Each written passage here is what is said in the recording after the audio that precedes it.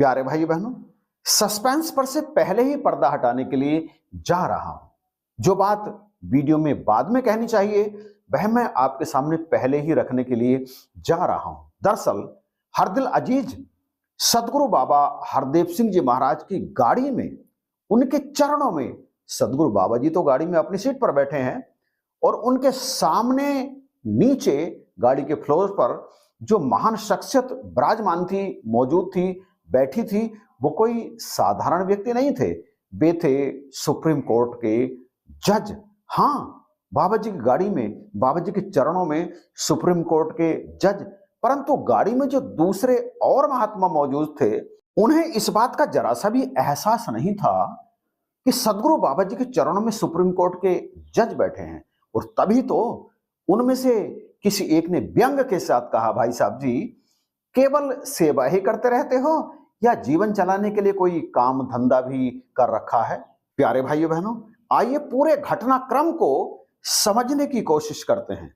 और यदि हमने इस घटनाक्रम को अच्छी तरह से समझ लिया तो हम किसी के बारे में भी अपनी निजी राय बनाने से हट जाएंगे। दरअसल हम करते क्या हैं?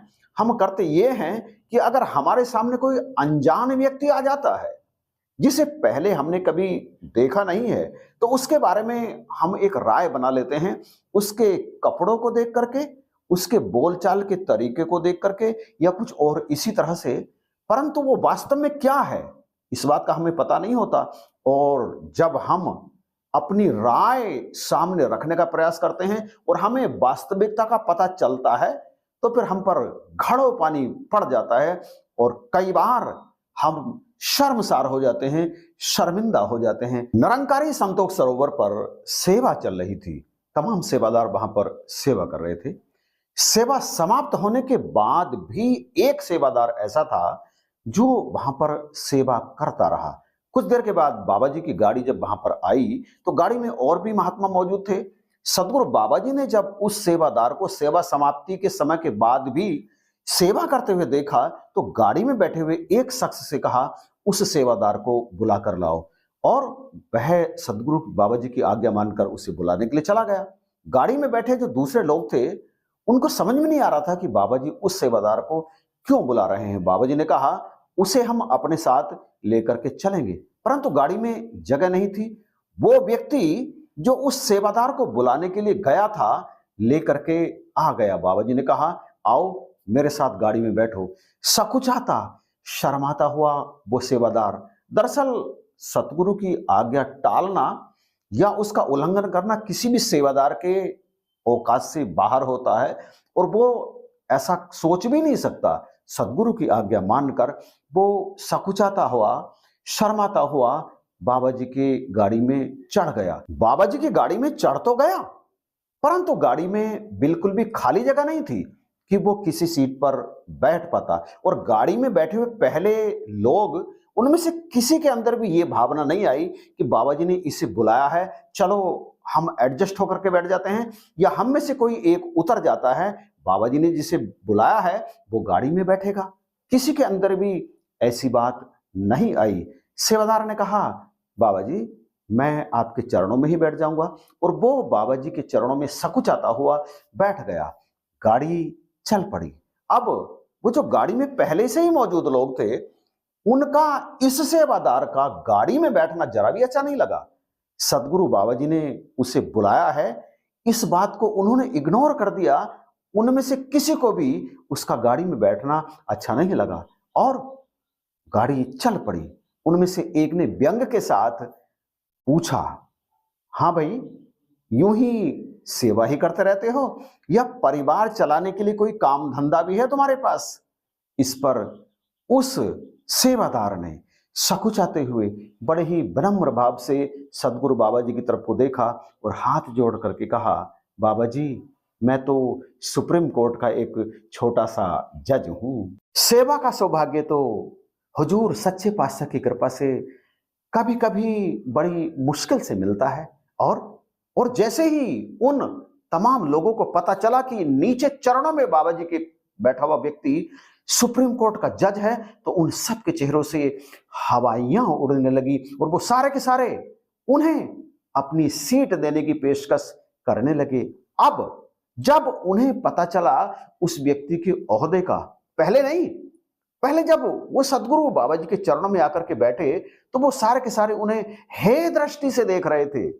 उन्हें पता नहीं था, क्योंकि उन्हें पता नहीं था कि सामने बैठा हुआ व्यक्ति वास्तव में क्या है। और जैसे ही ओहदे का पता चला वो सारे के सारे अपनी सीट देने लगे।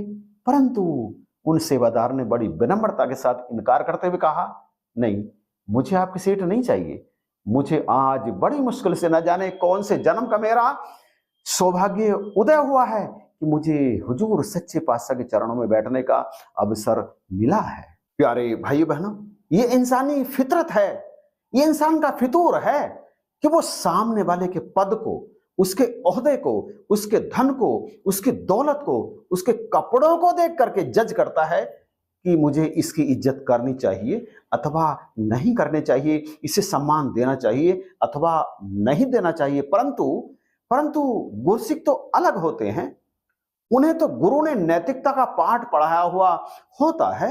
सतगुरु ने उनके अंदर तो प्रेम, नम्रता, सहनशीलता सब कुछ ठूस ठूस के भरी हुई होती है, परंतु वो फिर भी ऐसा व्यवहार करते हैं।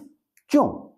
मुझे समझ में आता है कि वो ऐसा व्यवहार इसीलिए करते हैं कि सदगुरु तो उनके अंदर सद्गुणों को भरना चाह रहे हैं, परंतु वो उन गुणों को अपने अंदर इकट्ठा करके रखना ही नहीं चाहते। उन्हें छलका रहे हैं, उन्हें निकाल रहे हैं। और यही कारण है, मुझे लगता है, कि आज गुरु ज्ञान प्राप्त करने के उपरांत भी तमाम गुरसिख दुखी हैं, परेशान हैं, व्यथित हैं। उनके घर में शांति नहीं रहती, उनके घर में स्थिरता नहीं है, उनके घर में सुख नहीं है, बच्चे आज्ञाकारी नहीं हैं। सतगुरु तो अपना काम कर रहे हैं, परंतु हम कहीं ना कहीं अपना काम करना भूल रहे हैं। यदि हम अपना काम करना ना भूलें, सदगुरु की सीख को अपने चरित्र में, अपने जीवन में, अपने परिवार में उतारते चले जाएं, तो फिर हम चारों तरफ इसी निराकार प्रभु का वास्तविक दर्शन करेंगे। वास्तविक दर्शन, अभी हम वास्तविक दर्शन नहीं करते, अभी हम भेद भरा दर्शन करते हैं। हम इंसान में भेद करते हैं, हम गुरसिक में भी भेद करते हैं, जो बिल्कुल भी गुरमत की दृष्टि से उचित नहीं है।